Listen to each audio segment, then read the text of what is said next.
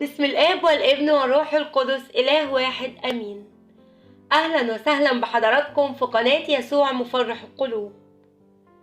رسالة البابا كورولوس السادس ليك النهاردة، ولو عجبت حضراتكم الرسالة ما تنسوش تعملوا لايك وتشتركوا بالقناة علشان تستمر الخدمة، وربنا يبارككم ويعوض تعب محبتكم. البابا كورولوس بيقولك هانت كلها أيام قليلة وهتشوف تعويض إلهك ليك. اطمن يا حبيب أبوك، ربنا هيفرحك ويعوضك وهيستجيب ليك، هيبارك عمرك، هيديك اللي انت بتتمناه.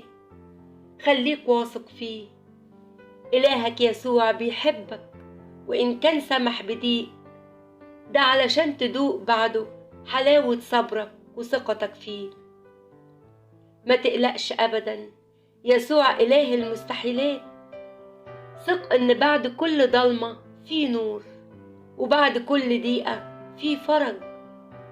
انت ليك فرج عظيم، وهيفتح ليك أبواب خير كتير وأبواب رزق انت ما تتخيلهاش. اطمئن واتكل عليه، مش هيسيبك حزين ولا موجوع، مش هيسيبك تقع أو تيأس وتفشل. ده إلهك عنده للموت مخارج.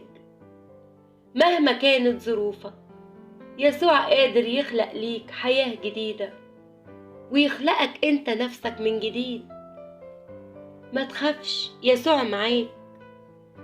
طمن قلبك، كل اللي انت خايف وقلقان منه ربنا بيرتبه ليك. عنده كل شيء مستطاع، هو الأمل، هو الرجاء. سيستجيب، هيشفي كل الجراح. سيبها عليه وما تخافش، مفاجآته الحلوة اللي جاية ليك تستحق الانتظار. والقادم أجمل، ستأتي إليك معجزة من السماء. افرح بالرب إلهك، اللي جاي معاه كله خير ونور. هيشرق بالشمس في حياتك، هيشيل منها كل ضلمة، هيرجع الفرح اللي راح. ما تفكرش في أي هموم أو مشاكل، يسوع قادر يحلها ليك كلها. هيبهرك بتعويضاته ويرضيك. بكرة هتشكره كتير قوي على اللي هيديهولك. اوعى تفتكر ان ربنا بيكون قاسي او شديد لما حد بيتعرض لتجربة.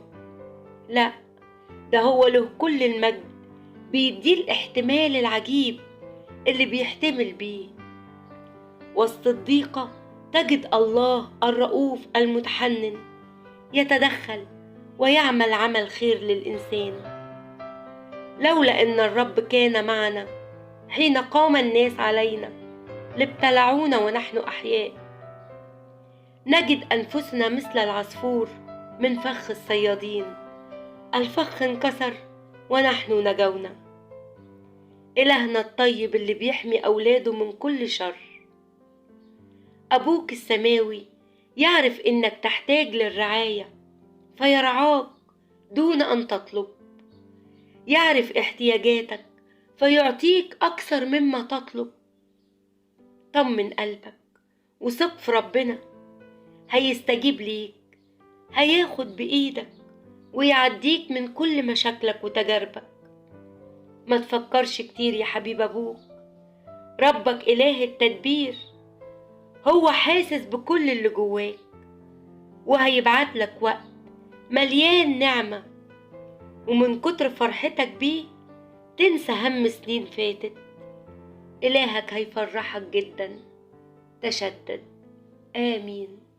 بركة وصلوات البابا كورولوس السادس تكون معانا كلنا، وربنا يبارككم ويفرح قلوبكم.